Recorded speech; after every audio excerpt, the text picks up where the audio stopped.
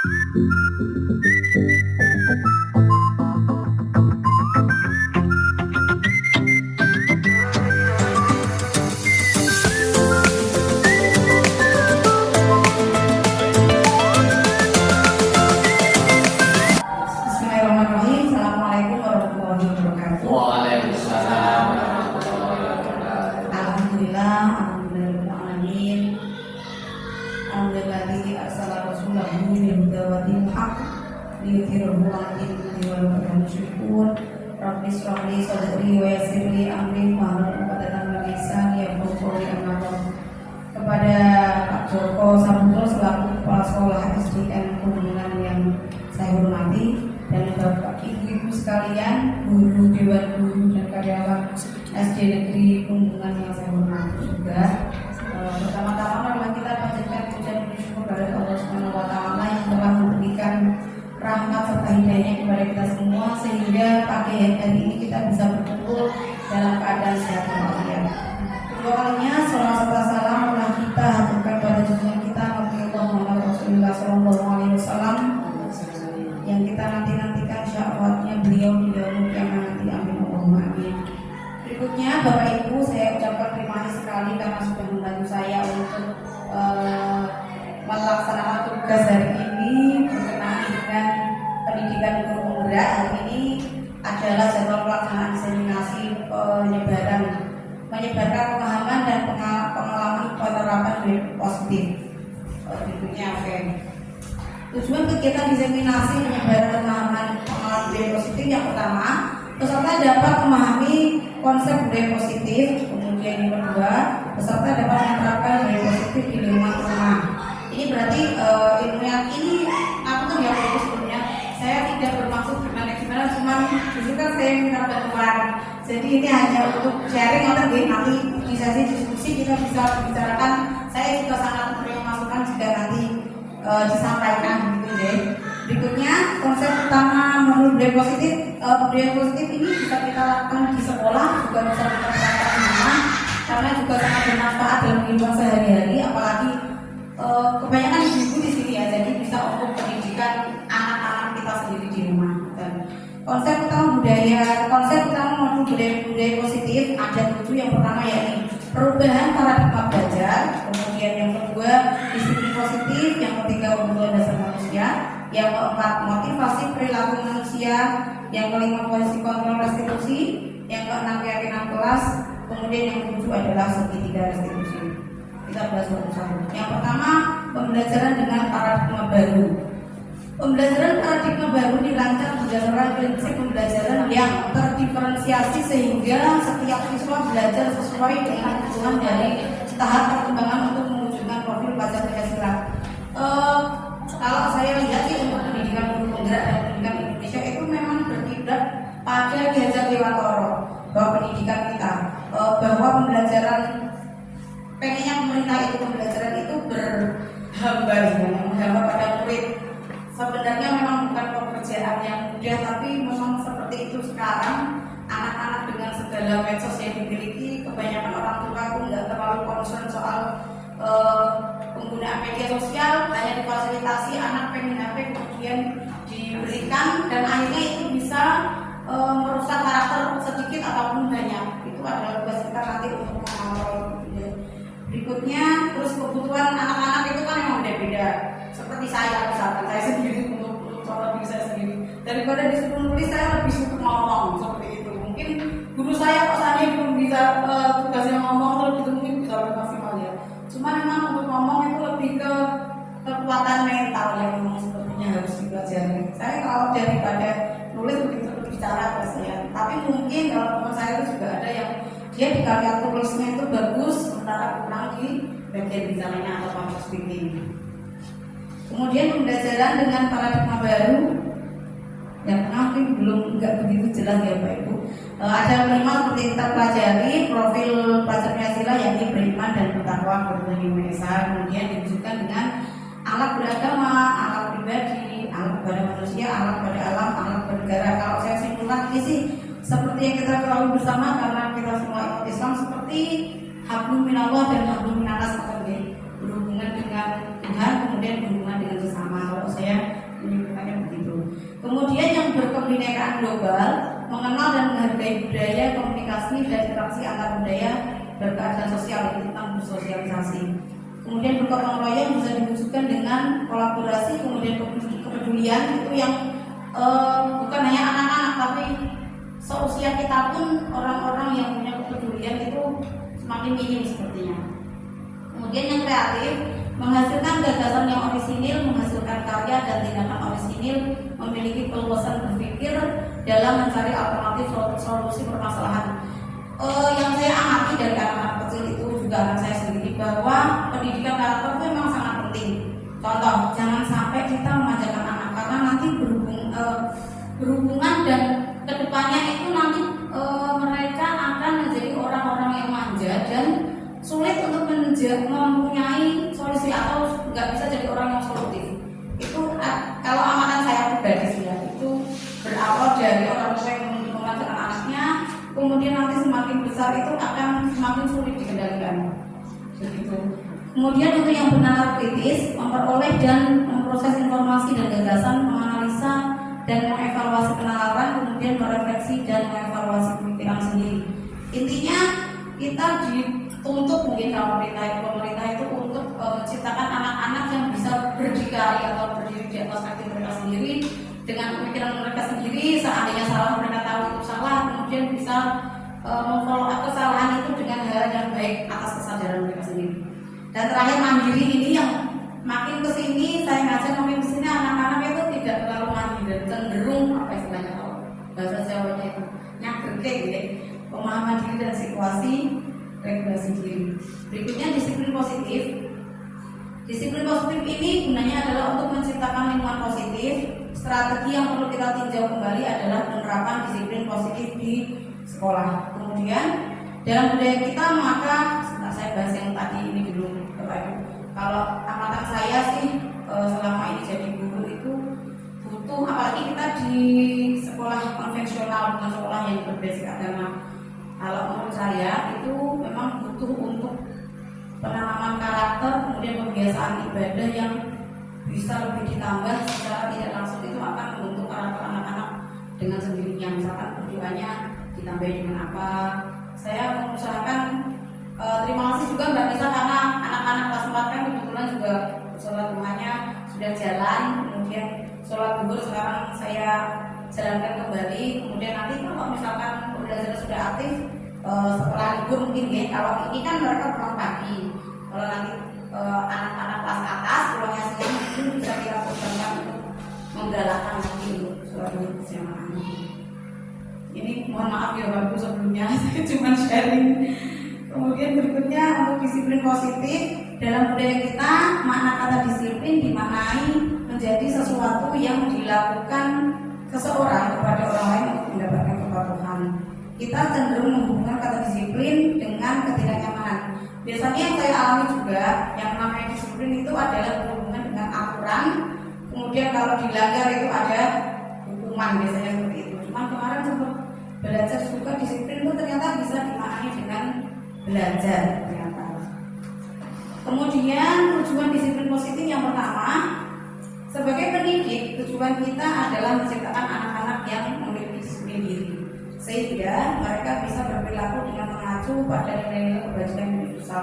Kebajikan universal yang di sini yang dimaksud di sini adalah seperti hal-hal yang baik yang sepertinya secara langsung dan tidak langsung itu disepakati oleh dunia. Misalkan kalau kita sama orang tua itu lebih menghormati, bahasanya lebih santun. Yang sekarang mulai modern itu adalah misal ada anak yang lebih muda, yang murid kita sendiri juga lewat di depan kita sebagai gurunya itu jarang yang masih pakai acara menundukkan badan, mengumpulkan badan. Terus misal menyapa juga mereka ini mungkin apa karena anak-anak yang pasca COVID atau anak-anak yang sekarang dengan gadget atau gawainya atau istilahnya dekadensi moral kalau saya mengatakan itu di bahasa sosiologi. Tapi memang ini PR kita semua bagaimana untuk mengejawantahkan pendidikan yang diharapkan pemerintah kepada anak-anak. Memang tidak mudah, saya juga merasa mengajar anak-anak seusia segitu full itu memang sama sekali bukan dengan mudah. Semoga Allah memudahkan dan menyehatkan kita semua Bapak Ibu. Berikutnya, amin. Tujuan disiplin adalah menanamkan motivasi pada murid, yaitu menjadi orang yang mereka inginkan dan menghargai diri sendiri dengan nilai-nilai yang mereka percaya. Ini kembali lagi ke faktor intrinsik, berarti kita menyadarkan bahwa mereka itu harus tahu hal yang baik ini, hal yang buruk ini dengan segala konsekuensinya, dan mereka menjalankan itu dengan penuh kesadaran diri, bukan gara-gara diminta orang, bukan gara-gara disuruh, bukan gara-gara hukuman, tapi mereka sadar itu adalah kebutuhan mereka sendiri. Berikutnya, disiplin positif merupakan salah satu cara penerapan disiplin yang bertujuan untuk menumbuhkan kesadaran serta memberdayakan anak untuk melakukan sesuatu tanpa ancaman maupun hukuman. Ini tadi juga berhubungan dengan prinsip kesadaran pada diri sendiri. Berikutnya, menurut Ki Hajar Dewantara dan dosen, disiplin sebagai bentuk kontrol diri, yaitu belajar untuk mengontrol diri agar dapat mencapai tujuan mulia. Ini tadi kalau orang itu biasanya sudah tahu batasan, misalnya maksud kontrol diri ini mungkin bisa dikatakan dengan bahasa lain, yaitu tahu batasan. Kita tahu batasan yang harus dilakukan atau tidak untuk mencapai tujuan tertentu, tapi atas kesadaran diri sendiri, dan kita mencetak itu menanamkan itu ke anak-anak. Memang bukan hal yang mudah. Kemudian tujuan mulia di sini adalah mengacu pada nilai-nilai atau prinsip-prinsip yang dianut seseorang atau disebut dengan kebajikan atau nilai-nilai kebajikan universal yang tadi saya bahas untuk kebaikan atau nilai-nilai yang disepakati dunia secara umum. Atau kalau misalkan orang-orang berbuat baik, itu nanti akan kembali ke dirinya sendiri. Misalnya kita sedekah, itu bisa untuk melancarkan rezeki, menjaga kesehatan, dan lain-lain. Itu orang-orang menyepakati, cuman ada yang percaya atau tidak. Nah, itu yang PR yang harus kita tanamkan pada anak-anak agar sadar tentang hal yang baik dan tidak dengan segala batasannya. Kemudian yang ketiga yaitu kebutuhan dasar manusia. Kebutuhan dasar manusia yang kita bahas di sini ada 5. Yang pertama yakni kebutuhan akan kasih sayang dan rasa diterima. Kemudian penguasaan, bertahan hidup, kemudian kebebasan dan kesenangan. Kita bahas satu-satu tentang contoh kebutuhan dasar manusia. Yang pertama bertahan hidup. Setiap manusia yang dilahirkan ke dunia pasti selalu ada usaha untuk mempertahankan hidupnya. Bagaimana untuk mempertahankan kesehatan, dilanjutkan dengan untuk mereka menjaga makanan dan sehat, kemudian rumah yang layak, yang bersih, yang supaya membuat nyaman dan lain-lain yang berkenaan dengan hal-hal bersifat fisiologis. Kemudian kebutuhan dasar manusia berikutnya tentang kasih sayang dan rasa diterima, yakni kebutuhan untuk disayangi dan diterima, kebutuhan untuk merasa menjadi bagian dari kelompok bersifat psikologis. Kadang-kadang satu kelompok itu tidak bisa dimasuki dengan orang lain, seperti anak-anak yang kita hadapi mungkin adanya diskriminasi. Kenapa tidak mau berteman dengan yang satu ini? Pasti yang satu ini bisa kadang-kadang bisa melakukan hal-hal yang di luar kendali, tentang penguasaan, kekuatan untuk mencapai sesuatu menjadi kompeten, menjadi terampil, diakui atas prestasi dan keterampilan kita, didengarkan dan memiliki rasa diri bersifat psikologis. Nah, ini berhubungan dengan aktualisasi diri. Ingin merasa diakui bahwa aktualisasi diri itu adalah salah satu kebutuhan tertinggi manusia. Mereka makanya sekarang misalkan kita main di Facebook, ini yang dewasa apalagi anak-anak ingin terlihat mereka mencapai sesuatu. Misal yang dulu mungkin kalau sering dulu anak saya dulu misalkan hidupnya sedang tidak baik-baik saja dengan orang, terus tiba-tiba Tuhan memberikan hadiah mereka untuk lebih maju. Kalau karakternya belum siap, nanti pasti memunculkan hal-hal yang seperti pantas dan tidak pantas. Misalkan memamerkan hal-hal yang harusnya itu dijaga, tidak usah di-expose, tapi mereka akhirnya mengekspos hanya demi untuk mencapai aktualisasi diri. Yang kebanyakan sekarang dilakukan itu di media sosial. Yang paling banyak itu di Facebook sebetulnya, karena Facebook itu penggunanya menengah ke bawah, sangat banyak sekali. Berikutnya kebebasan. Bapak Ibu kalau mau keluar misalnya ada urusan apa, enggak ini loh ya ini. Berikutnya kebebasan, yakni kebutuhan akan pilihan kebebasan dalam memilih. Contoh anak-anak itu yang mungkin merasa ingin mereka bebas. Di kelas itu harusnya kalau pembelajaran itu kan berada di meja dan kursi masing-masing. Ternyata mungkin karena mereka ingin memenuhi kebutuhan kebebasan mereka, ya pengen ini, pengen itu, pengen pindah ke sana, mungkin ambil apa, mungkin ke temannya, pengen pindah apa, nggak mau diatur sebenarnya. Pengennya mereka hidupnya bebas. Cuman kan mau nggak mau mereka harus mengikuti peraturan yang ada. Berikutnya yang terakhir yakni kesenangan adalah kebutuhan untuk mencari kesenangan, bermain dan tertawa yang bersifat psikologis. Kalau anak-anak sekarang ini mungkin bahasanya adalah healing ya Bapak Ibu. Kita juga begitu. Saat anak-anak itu jenuh, kalau saya sih dulu begini. Memang ternyata sangat berbeda saat saya menjadi guru kelas. Selama ini kan jadi guru mapel, jadi tidak terlalu berhubungan dengan menata karakter anak-anak kecil. Saya juga pindah-pindah itu kan karakternya orang beda-beda. Ternyata saya merasakan lebih berat jadi guru SD daripada jadi guru SMA. Lelahnya itu loh ibu-ibu ya. Jadi rasanya kalau habis dari sekolah kita mengajar nata karakter orang, itu anaknya orang-orang, bukan anak kita sendiri yang kita harus tahu batasannya. Kemudian sambil mengerjakan satu tugas sampai rumah itu rasanya kayak lobet gitu. Baterainya habis, sudah lelah gitu sepertinya. Kalau anak-anak SMA kan gini misalkan, hari ini begini ya. Untuk menurutnya itu lebih karena mereka udah dolor istilahnya. Jadi kan nurut gitu. Mereka tahu oh gurunya ini sedang tidak enak badan, gurunya sedang apa itu menyesuaikan. Kalau anak-anak kecil kan mungkin bisa mengerti, tapi ya paling 5 menit 10 menit nanti ya. Mereka butuh kebebasan lagi karena dalam proses pencarian jati diri di awal. Kemudian yang keempat, motivasi perilaku manusia. Motivasi merupakan dorongan yang timbul pada diri seseorang secara sadar atau tidak sadar untuk melakukan suatu tindakan yang sudah tertentu. Kembali lagi ke faktor intrinsik. Ini tapi kalau udah jadi istilahnya udah matang, karakter dari dalamnya itu bagus memang.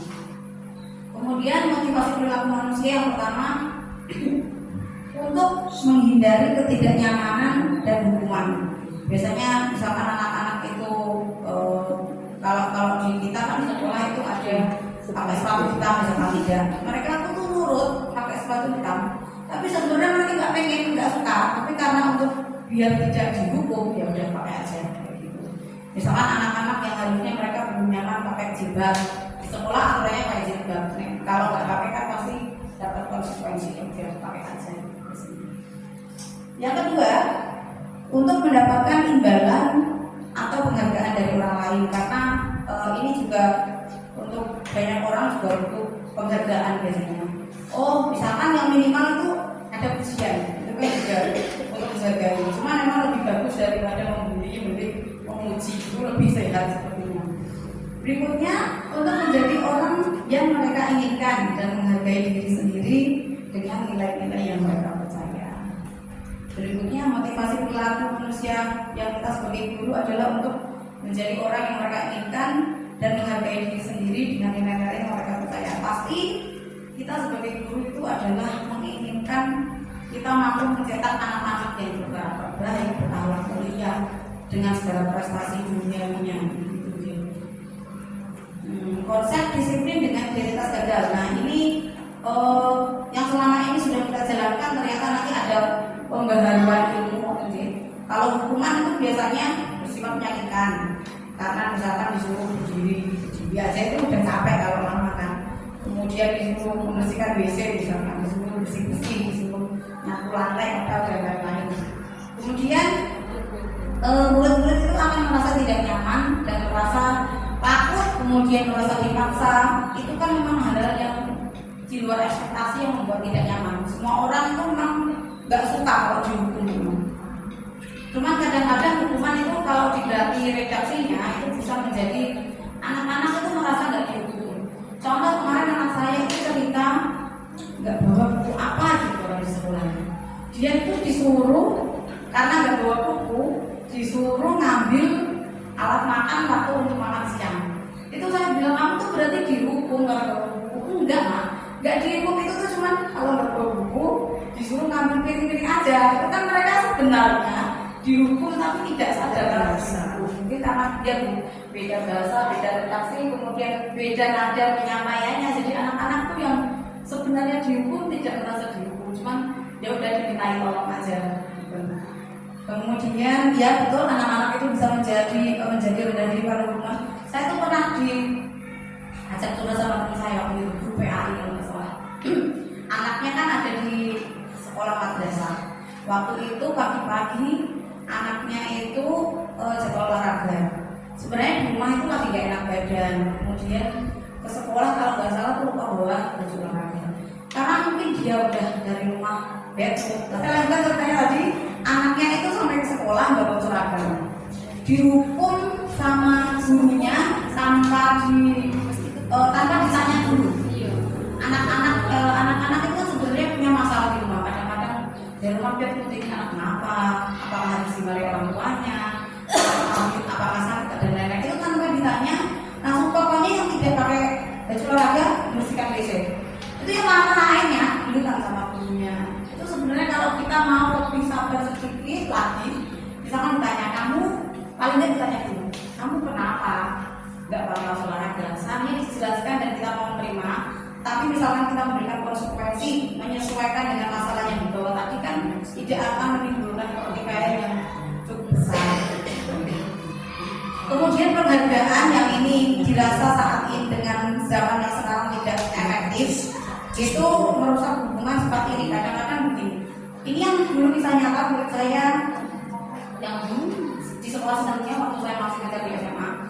Menurut saya namanya Tina itu sebenarnya satu angkatan itu paling pinter. Jelas lah, walau alam sini ya, anaknya juga udah meninggal waktu itu belum menerima ijazah, belum lulusan karena pas kalau nggak salah. Itu karena teman-teman yang sepertinya, teman-temannya seangkatan yang sepertinya itu sebenarnya guru-guru juga tidak terpikir dari dia keterima di universitas yang diinginkan. Sedangkan Tina tadi yang Tina almarhumah yang dia lebih cinta tapi tidak terima. Terus kan karena kita juga bikin promosi, kan akhirnya dibuat kayak banner segala macam flyer kayak gitu dipostingkan dulu. Akhirnya dia drop. Ternyata penghargaan seperti itu menimbulkan rasa iri, kemudian tidak percaya diri untuk yang lain. Memang pasti ada baik dan tidaknya. Cuman itu ternyata saya merasakan dan melihat di depan mata itu bukan hal yang efektif. Perkara ranking dan sebagainya. Kadang-kadang kita terlalu mengalu-alukan yang pintar, sementara yang harusnya butuh perhatian lebih itu kadang-kadang kita juga lupa. Ini seperti ranking ini kemudian merampas hak untuk menghargai diri sendiri. Kemudian yang ini yang mau diterapkan sekarang yang lagi digalakkan di pendidikan guru gerak konsep disiplin dengan identitas sukses. Yang pertama dengan konsekuensi. Yang pertama untuk penguatan jangka pendek. Kemudian perlu monitoring berkelanjutan secara terus-menerus. Kemudian melihat menghormati peraturan di bilangan waktu untuk merenungi kesalahan. Anak-anak disadarkan bahwa ini tuh salah, kamu harusnya begini. Tapi mereka harus sadar dengan dirinya sendiri kalau itu salah, itu butuh waktu dan proses yang cukup tidak mudah. Ya, kemudian berikutnya adalah tentang restitusi. Murid bertanggung jawab untuk perilakunya fokus pada pemecahan masalah. Kemudian ini untuk belajar tentang problem solving berarti. Kalau dari kecil anak-anak itu dilatih mandiri, biasanya ini juga akan terbentuk dengan sendirinya. Memang kita harus berkolaborasi dengan orang tua. Cuma kadang-kadang orang tua dengan masalahnya di rumah, mungkin entah masalah finansial, masalah waktu dan lain-lain itu memang tidak mudah. Berikutnya, murid menghormati dirinya dan orang lain. Padahal memang sejatinya saat kita menghormati orang lain itu kita menghormati diri kita sendiri. Teori kontrol dirinya harus kesalahan, namun belajar dari kesalahan kemudian memperbaiki hubungan maksudnya. Seperti yang tadi contohnya anak-anak misalkan terlambat, kan kita tanya misalkan kamu kok terlambat kenapa? Misalkan lagi bangun kesiangan. Ya, kita mengiyakan dulu. Seperti kalau orang di depan kita jawab kan jalan yang layang-layang. Orang kalau main layang-layang itu kan kadang ditarik, diurut lagi, ditarik, diurut, menyesuaikan kondisinya. Kemudian ditawari biar mereka milih bisa mempunyai pilihan. belajar untuk membuat keputusan istilahnya, bukan dipaksa. Berikutnya menuntun untuk melihat ke dalam diri. Ini pembelajaran untuk mungkin kita bisa menyadarkan anak. Kita setiap manusia itu punya kelebihan dan kekurangan masing-masing. Kemudian dalam proses hidup, tugas kita adalah memaksimalkan kelebihan dan meminimalisir kekurangan. Itu nanti orang akan menjadi berkarakter dan bermental yang kuat dan bisa hidup dimanapun.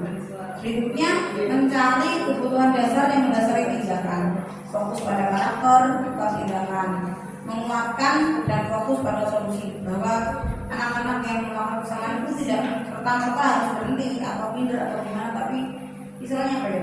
Kita membobong di mereka itu nggak apa, tapi berikutnya kita beli solusinya misalkan. Nah, di sini perbedaan antara hukuman konsekuensi dan restitusi tentang kasus siswa yang sering datang terlambat. Yang pertama, kalau hukuman itu wujudnya guru menghukum siswa dengan memilih halaman 3 kali seperti tadi, melelahkan, tidak enak, tidak nyaman, dan bahkan bisa membuat murid itu benci sama gurunya. Kadang-kadang malah kalau kita itu marah-marah terus, jadi anak-anak pernah saya dengar sendiri misalkan pas tes waktu itu, anak-anak mau anak-anak udah besar kan, aku lebih sedang nek seneng ibu. Kalau apa bu, jadi seneng ibu itu lucu. Akhirnya kalau terlalu sering dimarah-marahin, mereka itu lucu dan gak bakal dituruti. Seandainya dituruti itu pasti ada dendam. Bahkan pernah ada, menurut saya memang mereka cerita gini, Miss, Pak itu loh, lalu pakai rawe, rawe itu ya ibu tahu ya, rawe yang biar gatelan itu karena dendam yang bertumpuk-tumpuk karena kelakuan. Sebenarnya kita itu kadang-kadang harus introspeksi diri, nggak selalu yang kita lebih tua itu selalu benar. Kadang-kadang ada guru yang terlalu gini, yang kesalahan besar biasanya.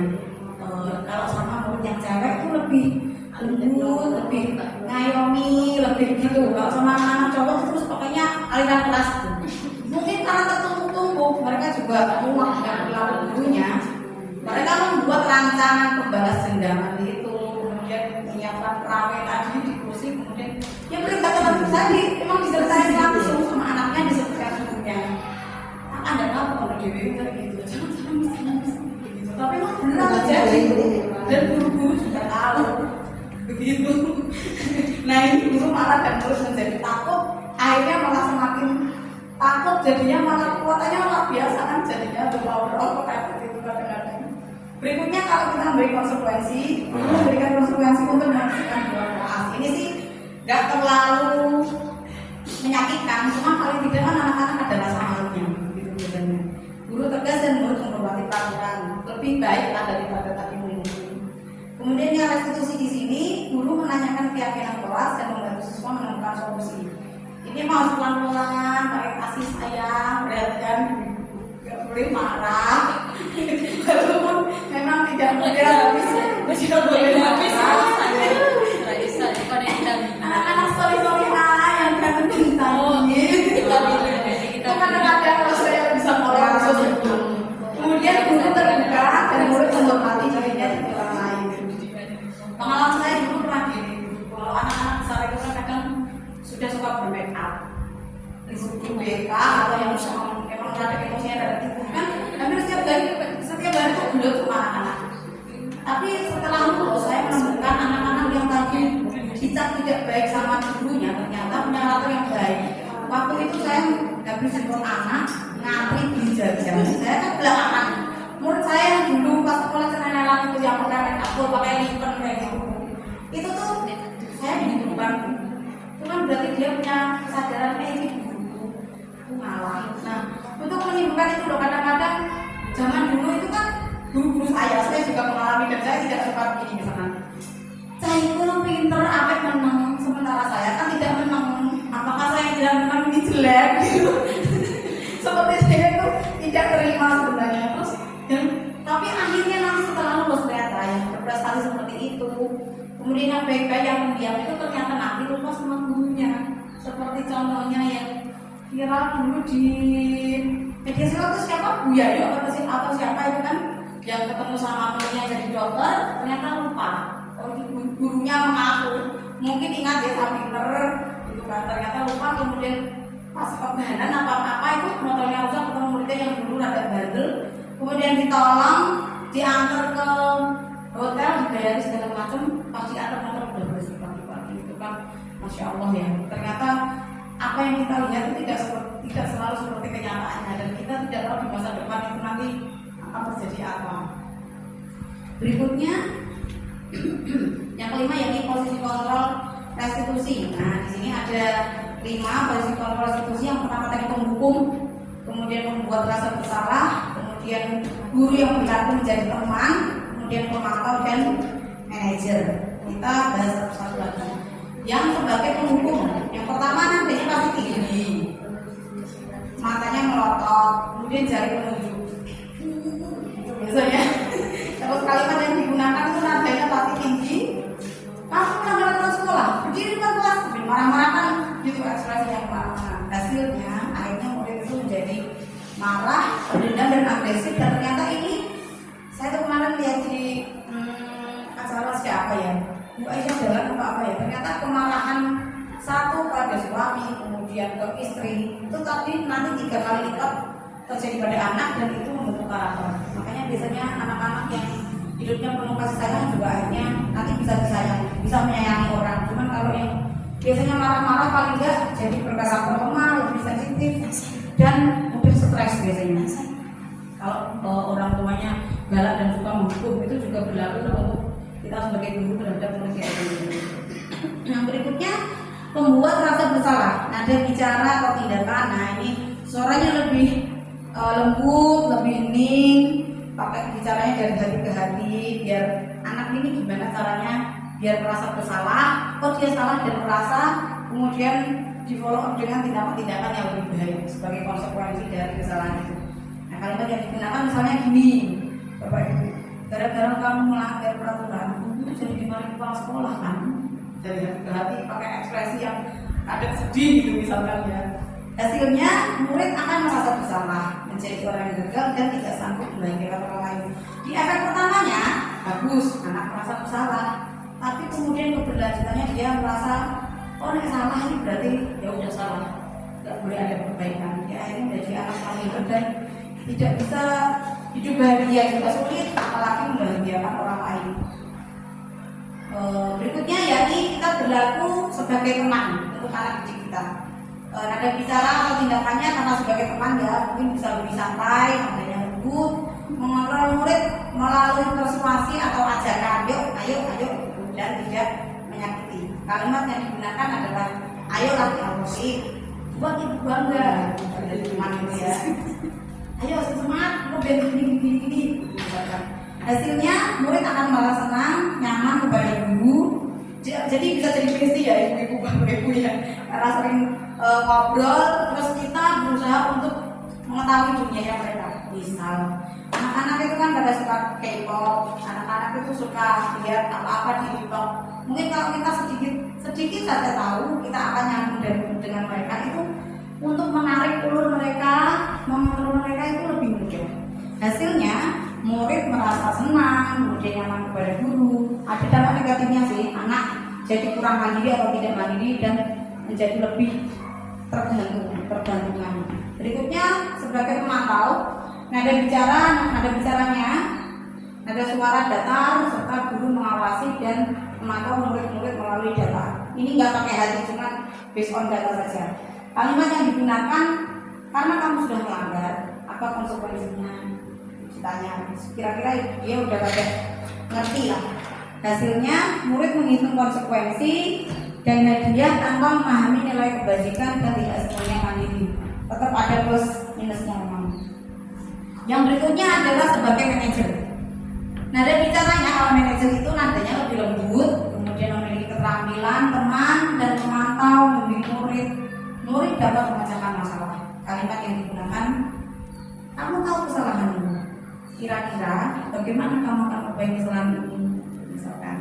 Terus hasilnya murid akan bisa memecahkan masalah dan solusi, menguatkan watak atau karakter ini dan lebih matang.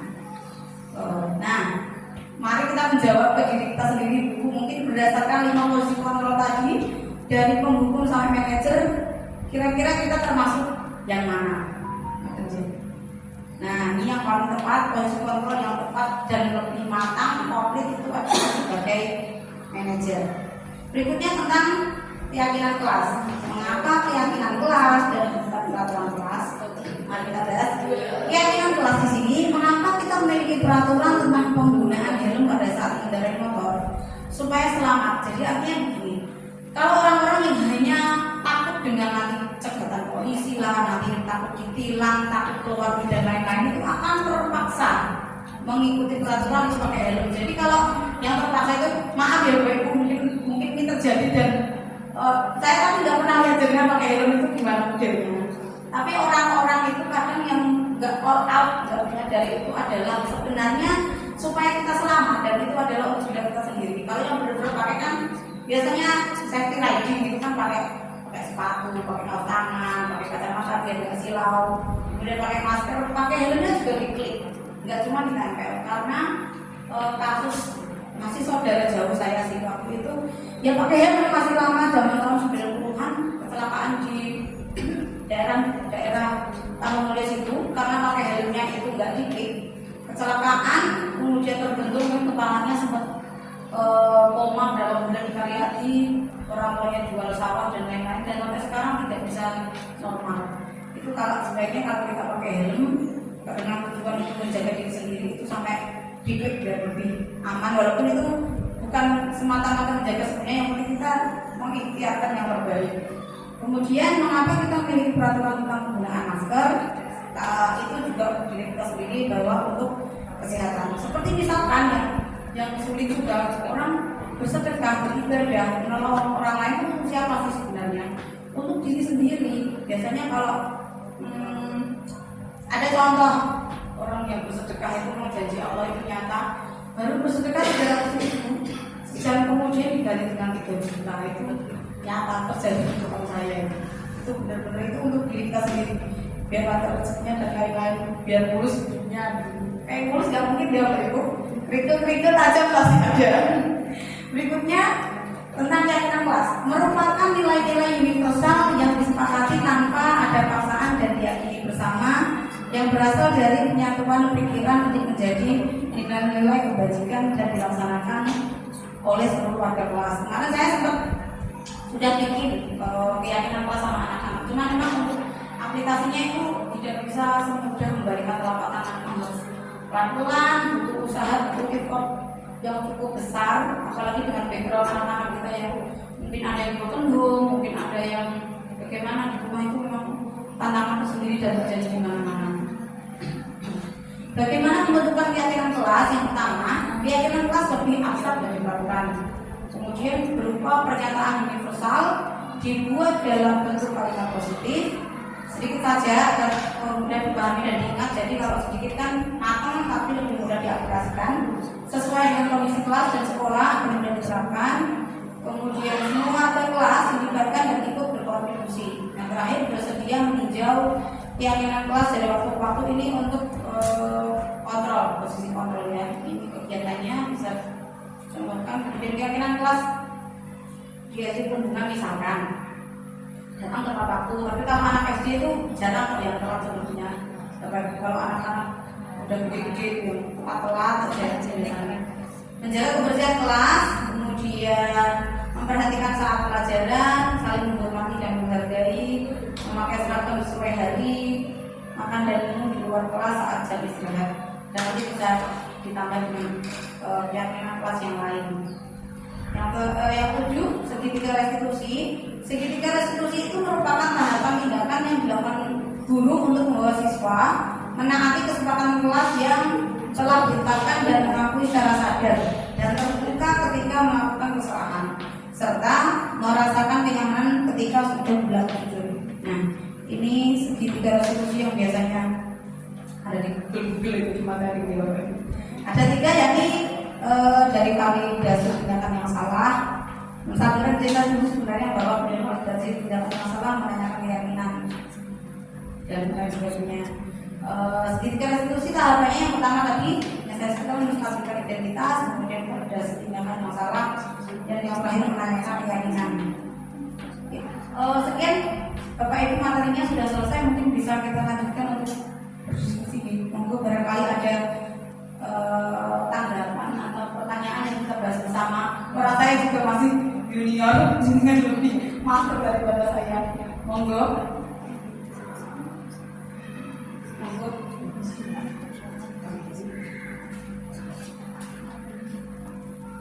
Monggo Bapak Ibu, misalkan ada pertanyaan atau tanggapan. Sepertinya memang menghadapi anak-anak itu ya harus ditarik tadi. Kita fleksibel untuk menyayangi, memperhatikan mereka. Kadang-kadang tuh memang dari rumah mereka punya kebutuhan untuk lebih diperhatikan kalau mereka dari rumah. Di sekolah mereka bikin istilahnya kasalnya benar. Ternyata itu adalah wujud mereka cari perhatian. Di rumah nggak dapat, jadi cari sekolah ya teman-temannya.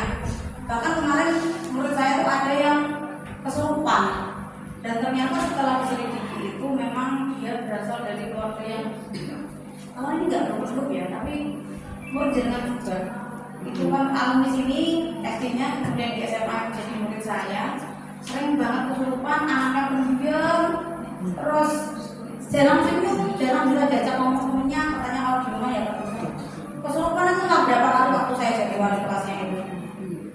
Kalau dipanggil orang tuanya ternyata kan ibunya meninggal atau cerai ya. Nah ibunya meninggal, kemudian bapaknya itu menikah lagi, dan ternyata kabarnya bapaknya itu menikah dengan mantan yang waktu dulu masih pada bujang.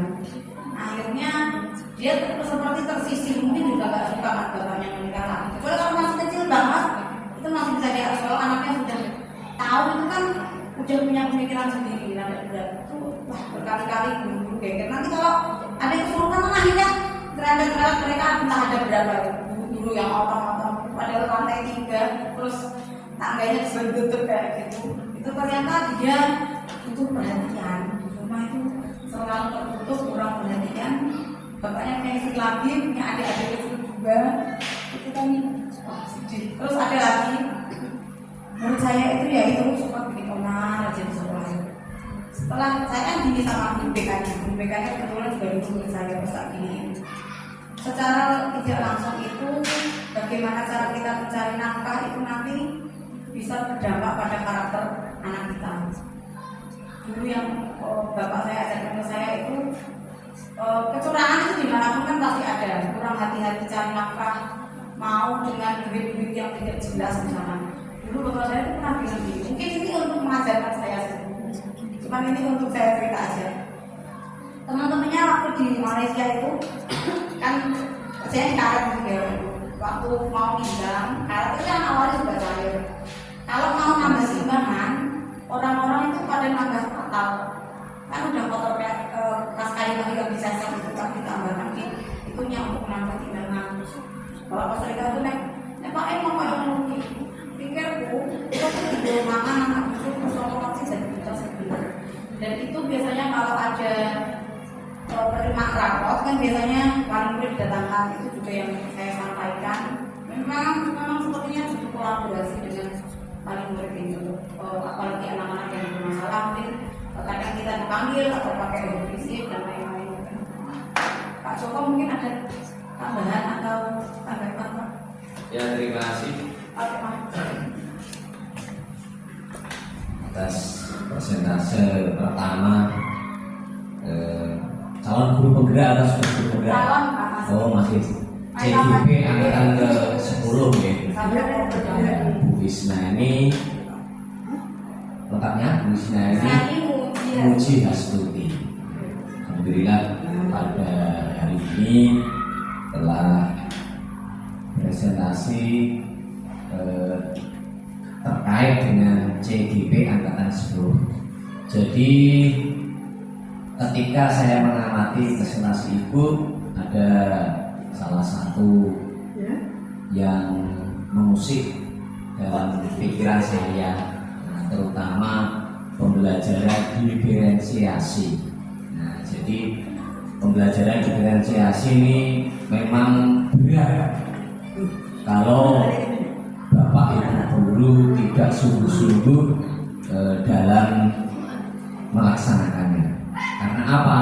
Pembelajaran diferensiasi ini pembelajaran yang menggali pada kebutuhan peserta didik.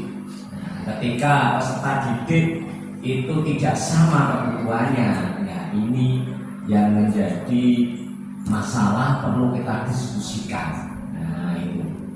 Jadi ya memang sudah lama pembelajaran yang sesuai dengan kebutuhan siswa, tetapi untuk saat ini di era globalisasi, di era digitalisasi namanya diferensiasi ya. Nah seperti itu. Jadi perlu diketahui Bapak Ibu, untuk pembelajaran ini panjenengan kita semua harus memahami kebutuhan siswa, karakter siswa, bakat siswa.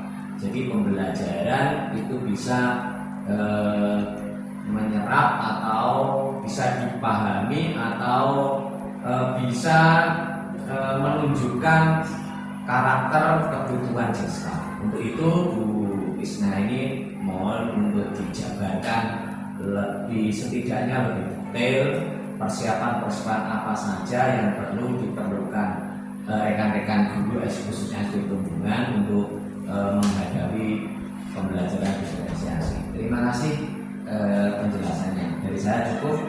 Oke, monggo dilanjut. Terima kasih banyak Pak Joko. Ini memang yang lagi hit sekarang. Pembelajaran diferensiasi itu mungkin berasal dari kata different ya, kalau bahasa Inggris itu. Dia artinya different, artinya berbeda. Jadi di sini maksudnya bahwa anak-anak itu punya karakter, punya kebutuhan memang berbeda kan, dengan segala keunikannya, dengan segala kelebihan dan kekurangannya. Contohnya anak-anak itu ada yang suka dengan audio, belajar didengarkan aja, jadi belajar itu didengarkan aja tanpa dilihat itu oke. Ada yang harus audio visual, dia melihat kemudian juga mendengarkan. Ada yang cuma bisa melihat aja itu udah paham. Tetangga saya itu ada tipikal orang yang anaknya itu juga cowok-cowok. Anaknya itu kalau melihat gurunya misalnya membuat sesuatu, misalnya kerajinan tangan, itu langsung bisa loh. Tanpa diajar udah lihat aja otodidak itu bisa. Kalau misalkan kita tahu sendiri saya kalau dijelaskan orang itu, walaupun saya cerewet, tapi kalau misalnya lagi ada materi atau apa, saya nggak suka ngobrol, tapi perhatikan gitu Pak. Saya lebih suka lihat wajahnya yang bicara, terus sambil mendengarkan, terus saya biasanya lebih paham. Kemudian ada lagi orang-orang yang lebih suka menulis. Kalau saya kan lebih suka bicara. Orang-orang lebih suka menulis, mengerjakan sesuatu itu anteng gitu, dia bisa tahan lama-lama kayak gitu. Anaknya berarti punya kebutuhan lebih bagus di tulisan, bukan di bicara atau speaking ya, tidak seperti itu. Mungkin hal-hal yang bisa kita persiapkan adalah waktu kita memang harus punya kekayaan model belajar yang kita mungkin. Dan yang saya maksud ya itu bisa, tapi katakanlah seorang guru pada hari ini jam sekian akan menyampaikan materi, ya, katakanlah materi kekayaan alam. Nah, ini apakah seorang guru di dalam merencanakan pembelajaran itu, apakah ya kan di kelas itu ada yang suka mendengar tadi, ada yang mendengar dan melihat, kemudian ada yang hobi menggambar, ada yang lain-lain. Apakah salah satu materi itu skenario pembelajarannya harus bermacam-macam atau yang bagaimana? Saya maksudnya. Nah, itu tadi mau saya lanjut ke situ, baru mau sampai Bapak. Kita tuh panjang. Iya. Jadi kita siapkan materi tadi, kita sesuaikan. Berarti di awalnya untuk pembelajaran diferensiasi itu harus diketahui di awal. Kalau di sekolah SMA itu kan ada guru BK, jadi sudah tahu minat dan bakat anak-anak. Sedangkan kita kan nggak ada. Jadi di awal tuh udah bisa diseleksi. Diseleksinya misalkan dicoba dengan beberapa macam cara. Misalkan tugasnya tertulis dulu, atau tugasnya speaking dulu. Jadi dari situ nanti bisa dikelompokkan. Oh, anak-anak yang suka misalkan gambar itu yang ini. Oh, yang suka bikin tanaman atau tulisan itu yang ini. Jadi dengan materi yang sama, kita memberikan tugas yang berbeda. Jadi itu yang dimaksud dengan pembelajaran diferensiasi. Gitu. Atau Bunda mau menambahkan?